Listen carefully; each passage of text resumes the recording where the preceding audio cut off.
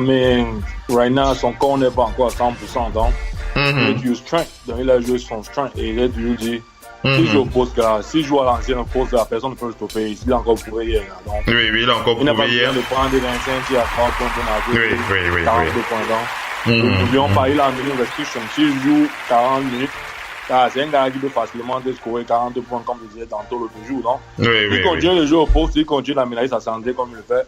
Il n'a combien de stars pour c'est un peu ça le truc. Donc, qui joue sans la crainte, c'est vrai que de temps en temps, il a ses petites frayeurs où il tombe. Oui, c'est vrai. Il a aussi c'est vrai. On peut aussi le comprendre avec l'épidémie qui sonne en ce moment. On a passé une soirée. Il y a pas trop de trucs. C'est terrible. C'est terrible. Et maintenant, tout le monde a peur. La peur gagne les fortes offices et tout le monde est dans... chacun fait attention. On a vu même Kevin Durant tomber, on s'est dit lui aussi, ça fait peur. Vas-y, on termine et après on fait la passe aux autres. Et comme je l'ai dit, il est sur une bonne voie. Donc, il est sur une bonne voie, oui. C'est de keep going, de slim down. Il n'est pas totalement in shape, tout un peu. Oui. Il est en shape. Quand tu le vois courir, quand tu le vois même respirer, tu comprends que bon, il a encore un peu, non? Ce n'est que normal, pour un gars qui n'a pas joué autant. Venir, on le fait s'asseoir. Petit à petit. Oui. Président Bryce, Wangachu. Bryce. Oui. Embiid, ça fait plaisir cette dernière. Ça te fait plaisir. Ah oui. Moi, surtout, ce qui m'a fait plaisir, au-delà naturellement des 30 points en 28 minutes, c'est le fait qu'ils aient enfin leur première victoire. C'est très important.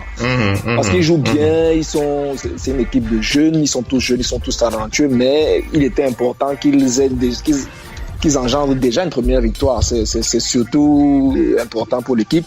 Et naturellement, si ça passe par les joueurs les plus médiatisés comme Simon, comme Embiid, ça donne vraiment un boost pour le reste, pour la suite de la compétition. Donc c'est pas mal. L'essentiel, comme on pourrait dire, c'est ça, de retrouver encore la forme, maigrir un peu le rythme. Mais c'est pas mal. On croise les doigts sur la santé, c'est tout. Ouais, c'est une bonne chose. Willy, un mot sur Embiid. Oui, en fait, ce qui m'a plu, en fait, c'est pas les 30 points, c'est le fait qu'il ait tenté un seul tir à 3 points. Parce que Willy. C'est vrai qu'on en a tellement parlé cette semaine, on a beaucoup parlé de ça. Vas-y, enchaîne, Willy. Son dernier match m'a dégoûté.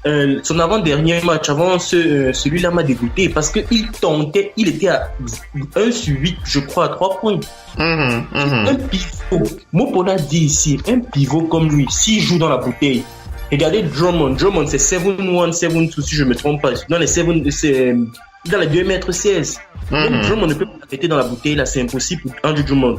Donc, voyez un peu ce que ça veut dire. Ça veut dire que s'il s'arrête dans la bouteille là, il tente au moins 10 tirs. Avec les lancers, il peut tourner même à 25 points par match cette saison. Donc, il doit juste jouer dans cette bouteille. C'est vrai qu'il y aura des équipes qui vont le forcer à sortir de la bouteille, mais je pense qu'il a le physique nécessaire. N'importe qui, même 2 pivots réunis dans cette bouteille. Juste de jouer c'est une bonne chose. C'est sur une autre planète. Parce que dès que j'ai vu Ben Simmons passer, je ne sais pas si les gens ont vu la passe qu'il a fait à Jim McConnell au fond là. Ça m'a rappelé les LeBron James. C'est les passes que les LeBron James soient des tireurs ouverts à 3 points. C'était vraiment. Il a joué un très bon basket. J'espère qu'il va continuer comme ça. On espère qu'il va continuer comme ça. Un dernier mot pour Dimitri depuis Londres. Dimitri, est-ce que tu es là? J'ai dit Dimitri, on continue à croiser les doigts pour qu'Embiid, ça se passe bien pour lui, pour la suite. En tout cas, il est bien parti. Ouais, il est bien parti. Bon, comme les autres le disaient, c'est de par sa taille et son physique imposant, faut qu'il continue à être un peu plus présent dans la bouteille. C'est le truc qui se décale pour rentrer les tirs à 3 points. C'est vrai que c'est un plus, mais son jeu doit être beaucoup plus concentré dans la bouteille. Déjà qu'il a des atouts qui sont qui sont assez proches que ceux de Hakim Olajuwon et autres. Donc voilà quoi. Oui. Ok. Voilà. Très bien pour Joel Embiid et les Sixers, Ben Simmons et les Sixers de Philadelphie. Résumé des matchs de la nuit. On va commencer par le match des Rockets face aux Sixers et on va faire la passe à mot pour mot pour qui avait encore donné des éléments très importants concernant Joel Embiid qui se sont encore vérifiés de la bouche de l'intéressé lui-même. On va en parler tout à l'heure. On va rappeler que c'est sur une fin de tir sur Joel Embiid et un dribble et un 3 points au buzzer que Eric Gordon a donc donné la victoire à son équipe. Eric Gordon qui était vraiment le héros de ce match face aux Sixers. Il était à 29 points, 7 sur 20 au tir, donc 7 sur 20 au tir, 4 rebonds, 5 passes décisives. Grâce à son tir au buzzer, ils ont battu les Sixers d'un point sur un score de 105 à 104. Quant à Joel Embiid, il était à 21 points, 8 sur 13 au tir, 6 rebonds, 3 passes et 2 contres en 28 minutes. Tu dis quoi? Non, je disais juste que il a terminé à 21 points parce qu'il a 3 fautes au premier quart-temps. Oui, il a 3 fautes très tôt dans le match. Il a attrapé. Ce n'est pas juste le facteur faute, hein. Il y a plusieurs autres facteurs. Oui, alors je termine avec le résumé et après vous allez réagir justement sur ce match. Je voulais terminer en précisant que James Harden a terminé le game avec 27 points, 10 sur 20 au tir, 13 de passes, mais il a perdu quand même 8 ballons, hein. James Harden, c'est beaucoup. Clint Capella. Très mauvais match de sa part. Oui, très mauvais match. Clint Capella était à 16 points, 20 rebonds, 4 contres et en face, derrière Joel Embiid, on avait JJ Redick, Robert Covington qui étaient respectivement à 22 points pour JJ Redick, 20 points pour Robert Covington. Quant à Ben Simmons, il a terminé le match avec 14 points, 7 sur 17 au tir, 7 rebonds et 9 passes décisives. Alors l'élément que je voulais rajouter avant qu'on fasse la passe, le bon début de saison de Clint Capella. Oui, justement, j'ai dit Clint Capella, 16 points, j'ai dit 16 points, 20 rebonds, 4 comptes. Alors, je voulais rajouter un élément avant, on va faire la passe, le mot pour qui va réagir en premier, Missy, qui va suivre ensuite, et après le Doc NP, après on va tourner avec Eddie et Monsieur Mouamadou. Donc, je voulais préciser que un élément important, c'est la fatigue, hein, la grosse fatigue la fatigue que subit Joel Embiid en ce moment. D'ailleurs, le Mopo avait fait remarquer lors de ses dernières interventions qu'il avait le sentiment que Joel Embiid n'était pas encore in shape, n'était pas vraiment à 100% en forme. Et Joel Embiid lui-même l'a dit, puisqu'il a dit dans ses dernières déclarations, il a dit le but avant la saison, c'était d'arriver dans la meilleure forme de notre vie, mais je n'ai pas pu participer au training camp et je suis encore bien en retard. Je suis vraiment très en retard. Et Mike D'Antoni, le coach des Rockets, qui n'avait pas manqué de remarquer le manque d'énergie de Joel Embiid, a dit Joel Embiid s'est fatigué. On leur a dit, j'ai dit à mes joueurs de le faire courir parce qu'il est vraiment très bon et la seule arme que nous avons eue, c'était de le faire courir et de le faire travailler pour ses shoots. Hein, Blake l'a usé avec son corps quand il est rentré. Vous savez, c'est comme un combat de boxe. Vous vous fatiguez, vos jambes aussi se fatiguent, mais avec l'accumulation des matchs, Joel Embiid va pouvoir dépasser ça et il sera de plus en plus bon. Voilà un peu la réaction de Mike D'Antoni.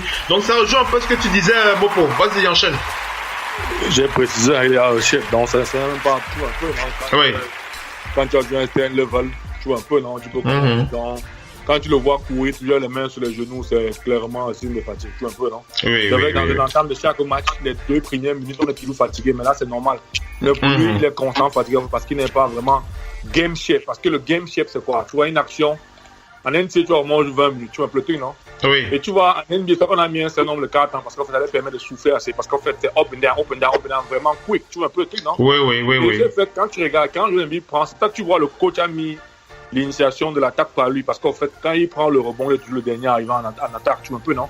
Ça lui permet de prendre le ballon, faire une passe ou attaquer l'anneau.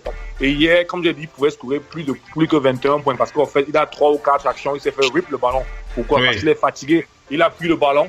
Il a voulu prendre le temps de récupérer son souffle avant de poser le dribble. Quand tu es un big man, la première règle d'un big man n'est jamais baisser le ballon. Ne jamais baisser le ballon. Oui, ne jamais baisser le ballon, oui. Il y a 3 fois le truc qu'il a fait la même bêtise.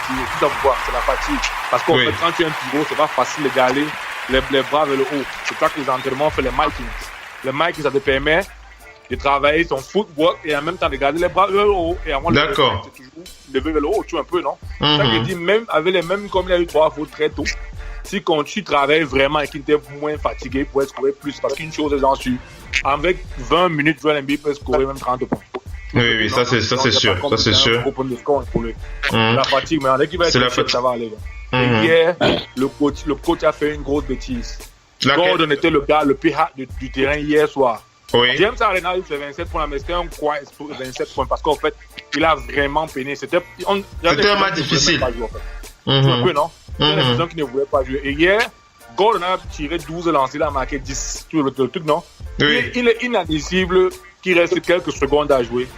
Tu sais pertinemment que James Harden va foncer et attaquer l'anneau et vous allez converger, il va claquer à l'extérieur. Le coach a fait le système. C'est vrai qu'il a mis Joel Embiid la sortie de balle pour gêner, pour qu'on renvoie le ballon de ton côté bas pour manger les secondes. Mais là, comme la bêtise, c'est que James Harden vient du côté gauche. Dès qu'il pénètre, on laisse Ben Simmons et Embiid carrément converger sur un peu tout, non? Il y a quand même un petit truc là, je pense qu'il y a une incompréhension et c'est aussi le système de défense que le coach avait mis en place. D'accord. Si Joel Embiid teste la sortie de balle, ce qu'il pourrait faire, c'est rester sur Gordon. Et donc, il continue pas et laisser James Harden prendre le layup. Tu vois un peu, non? Oui. La chance de layup parce qu'en fait, il menait, c'était 80, il menait, non? De 2 points, non? C'est ça, non? Oui, donc, c'est un peu ça le truc, donc c'est là où c'est là.